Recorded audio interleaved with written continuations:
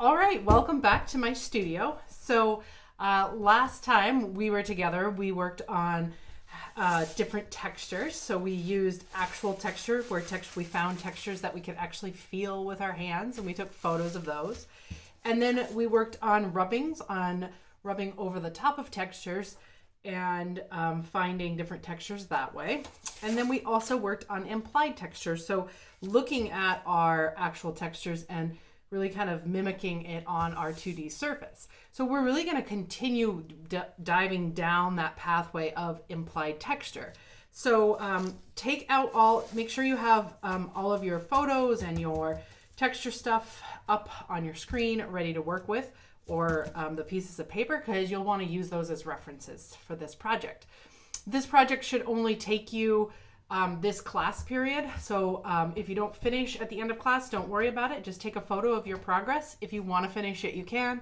But we're going to try to work small so you have success. Okay, let's get started.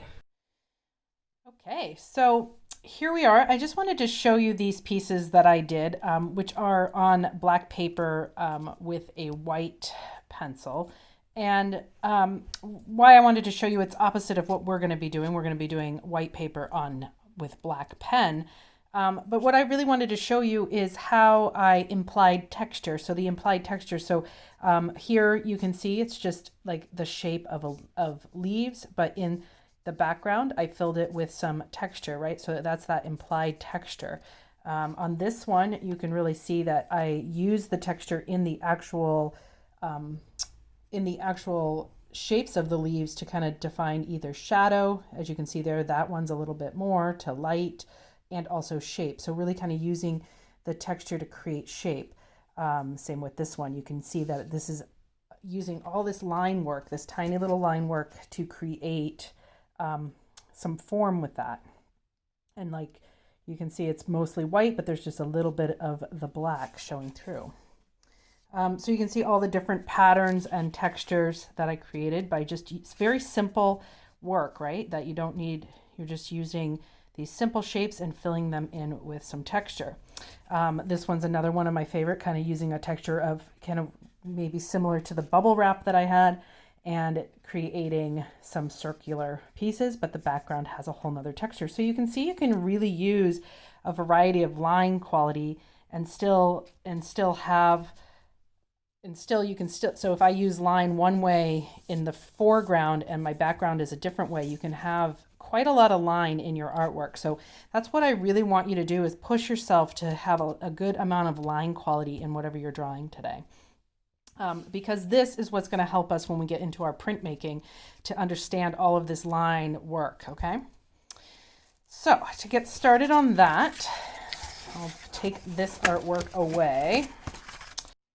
All right, so what we'll be using today is just some smaller pieces of paper. You can see I have some small 4x3s. In your kits, I did provide you small 4x3s. Save those for our printmaking unit, but you can use that to understand what size I'm talking about. And just use like a scrap paper today. You don't need anything huge. The next thing is I'm going to grab some pens. So if you have some art pens at home, you can look and see and grab a variety of different size pens like that. Or if you have just a regular, ballpoint pen that you like. I love this one. This is one of my favorites. You can also use a pencil for this project too. You want to have a really nice sharp pencil for this work. So ensure that if you're using a pencil that you're continuing to keep that pencil sharp. And of course, always there are Sharpies. So you can pull out your Sharpies. So I got you, you should have an ultra fine in your kit versus going for just the fine point. But obviously you can play around with both sizes. Just make sure they work. All right. So your first thing is that you're going to think about what kind of shape you want to take. And what kind of shape you want to get started with. So you can start out by just using your pencil to get started and drawing you can draw just kind of an organic shape, something that, something like with curves. You could add in, if you wanted to do some plant, you could do a plant. Or you could also do something fun like an animal if you wanted. If you wanted to do a shape like, that's not a good bird. Let me try a bird. I might have to get some good sketching going for my bird shape to be what I want it. So maybe I sketch out real lightly an image that I want to use. So this is you can go abstract here, or you can actually have something that represents something. So if you remember, like something like this was just some shapes of circles, or here I did an actual little image of something realistic, like a tulips in a vase. Or when I was doing, some of this work, like this one, this just kind of came out of my head, but I do like to garden, so I tend to think about plants all the time and kind of what they look like. But so you can reference things, or it can just draw something out of your head. Okay, so you'll just start with just kind of that outline of your object. And then from there, you will take and just really get that you'll just get that final outline.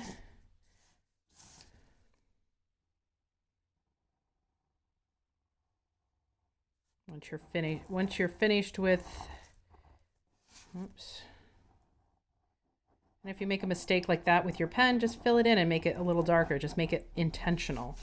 Remember, this is just kind of working along, because sometimes I might start with pencil, but I can't really keep my lines straight. So I might sometimes have to fill in and make you think that's what I wanted in the beginning, right? That I wanted a thick line there and thin. That's why I like to work with the thin Sharpie or pens to start, because then you can always make your line thicker if you make a mistake. So you can always fill in where maybe your mistakes where your line wasn't smooth or you got a little shaky. You can go back and fill it in. And again, as always, practice is what makes you get better at holding your pen, better at, getting the control from your mind to your hand. So do your best here.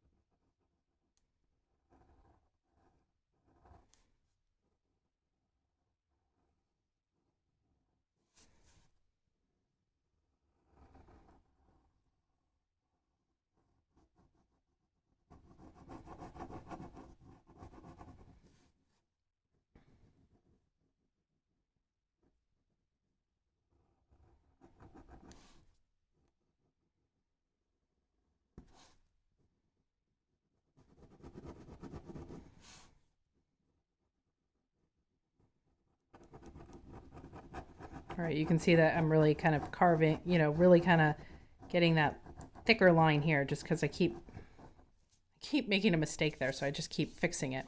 All right, so I'm happy with that. I'm going to do the bird next, so you can pause the video if you would like to pause the video now and finish up and get your shape ready for the next steps, or you can keep watching the video and see what the final results is. But sometimes it's nice to just stop here and do your shape, drawing it with whichever shape you want, and then outlining it is your step 1. I'll just quickly go through my bird here.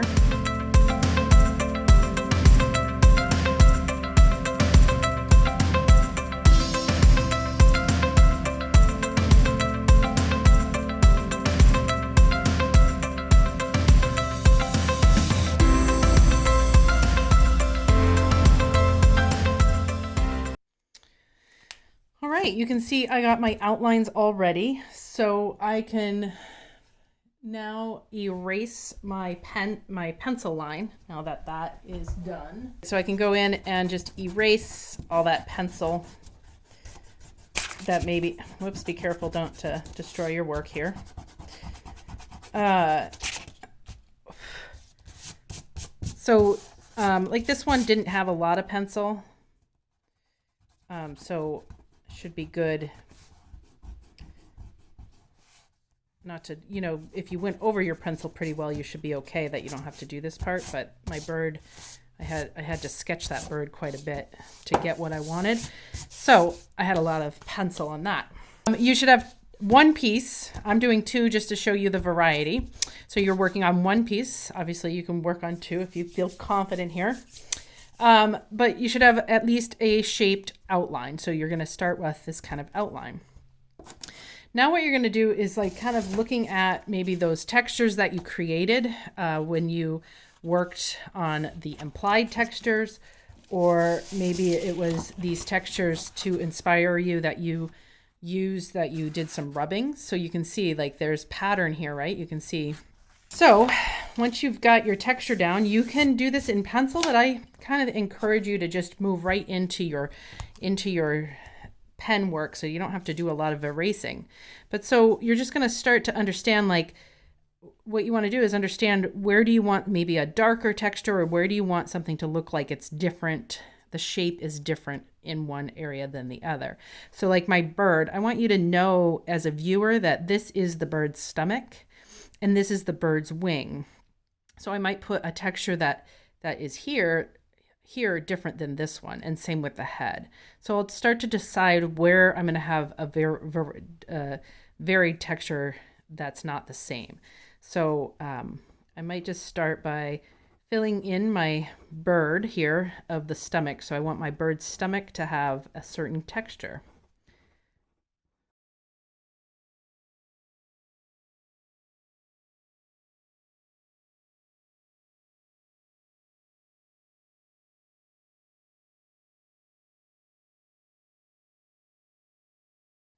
And what I can do too is I can go back in and really kind of get some of this a little darker too if I wanted to go back and get a thicker line, or I could pull out my thicker Sharpie here. This one's a very flat tip, so I got to be careful that it's not too fat. But I can go in and kind of add a little bit of depth by having thick line and thin line in this artwork. So it makes it look like this texture isn't flat. So when you use a variety of thick and thin lines, it can create the illusion of depth, so that you're not just looking at a flat surface of circles.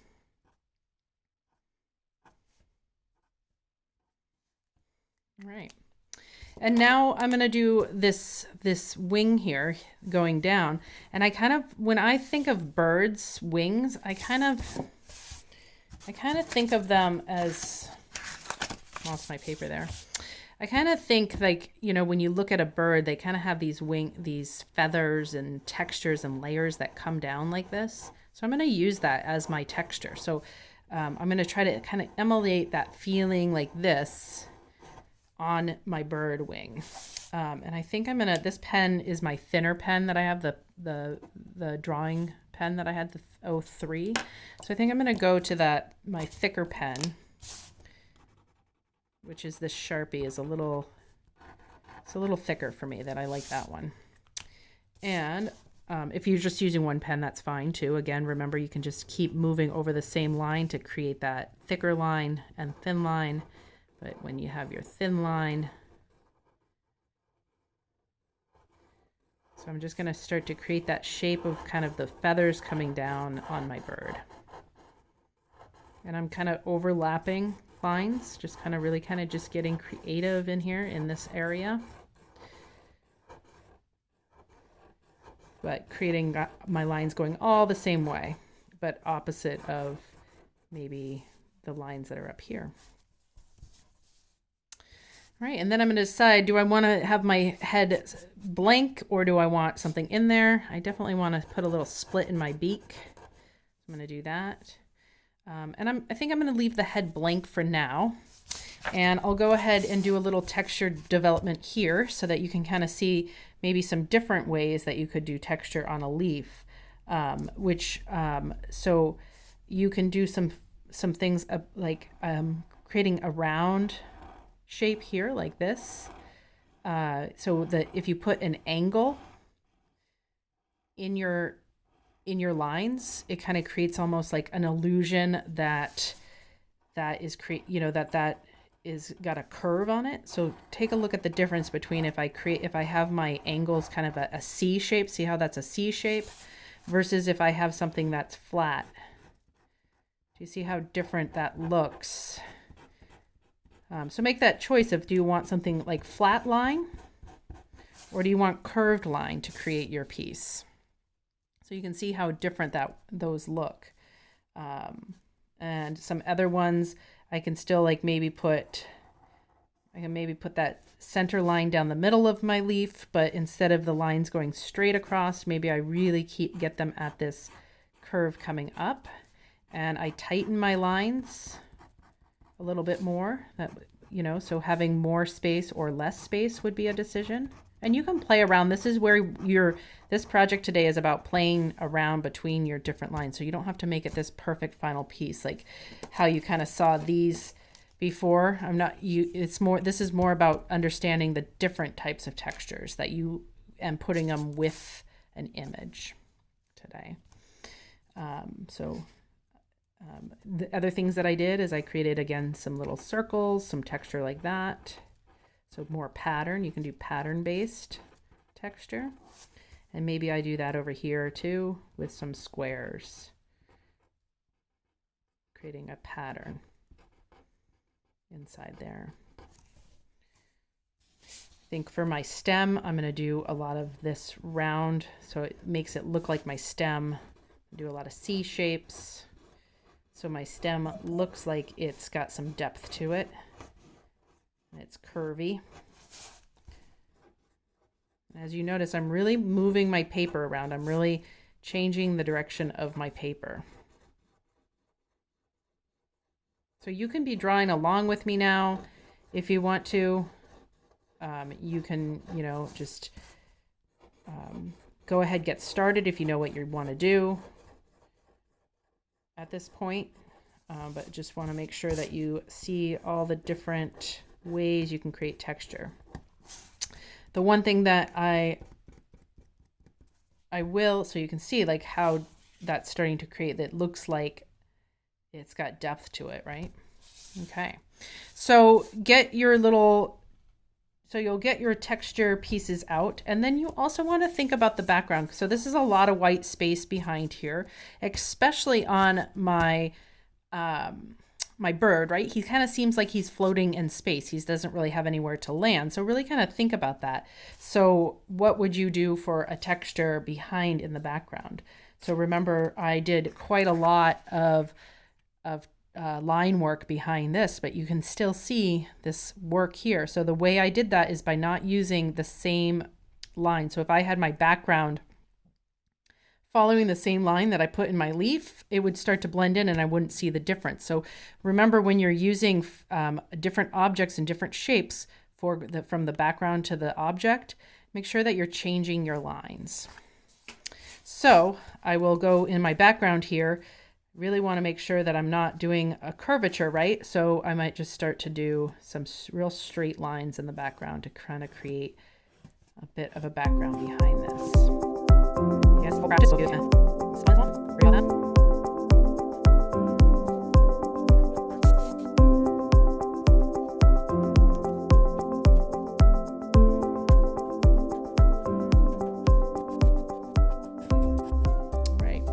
So you can see that I think I did a pretty good job of making sure that my lines were not the same. I could go back in and really thicken up my exterior line here, so you really know that those are two separate things. So maybe I go back in with my thick Sharpie and really kind of get those lines in there. My thick Sharpie's kind of dying, but I think I'll make it. So you can use some thicker lines in there. I can also even kind of decide that this background back here, you know, that I want this to look like it's receding in space. So maybe I keep it light up here in the background, but darken it with a few more dark lines in the background.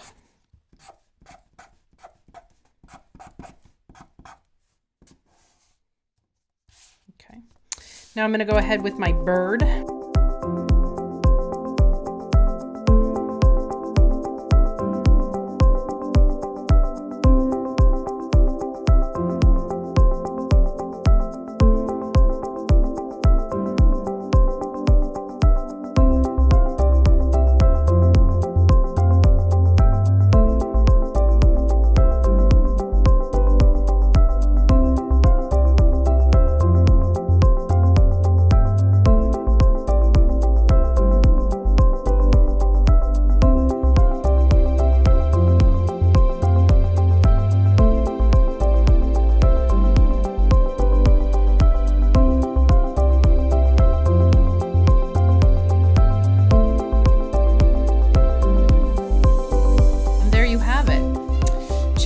Pieces, you can choose to do one. If you have more time, you can obviously do a second one, but have some fun creating different implied textures throughout.